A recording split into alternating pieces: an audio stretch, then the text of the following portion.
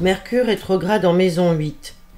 Ici, Mercure est fortement énergétisé par les bouleversements plutoniens, puisque la maison 8 dépend de Pluton, et cela vient mettre une fin au chapitre de la vie purement personnelle. Donc le natif passe beaucoup de temps dans cette rétrogradation à réévaluer constamment la manière dont il s'est régénéré au niveau de conscience les plus élevés.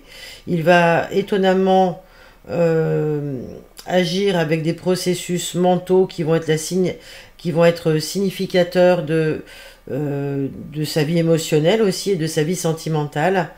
Il va vraiment être au plus près de ce qu'il ressent.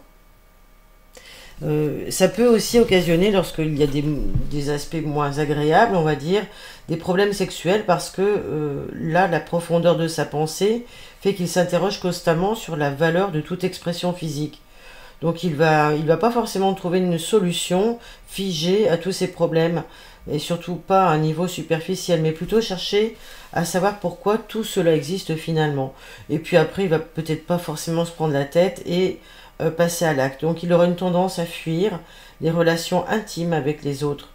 Même s'il s'y trouve impliqué, il va garder ses idées pour lui en s'attachant à la signification de tout ce qui se déroule autour de lui.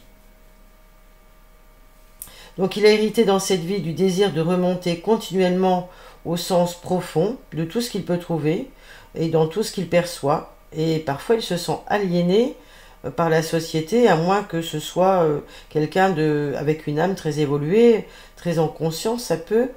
Et il peut sinon être l'objet de ses pensées extrêmement destructrices. Donc il va falloir qu'il fasse un petit travail pour transcender tout ça. Et apprendre à transformer ses visions du passé, y compris celles de son patrimoine et de ses ascendants, en des formes peut-être mieux appropriées qui vont l'amener à des actes constructifs dans le présent. Donc karmiquement, il est doté donc d'un régénérateur de la pensée humaine, et cela servira au natif à écouter soigneusement des paroles d'avertissement, les mêmes que ceux qu'il prodigue aux autres, par exemple, car ce sont ces paroles qui deviennent finalement sa guidance. Et c'est comme ça aussi qu'il deviendra un guide pour les autres.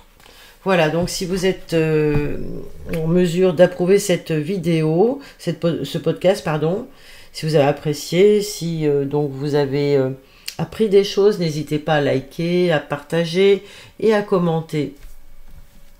Merci à vous.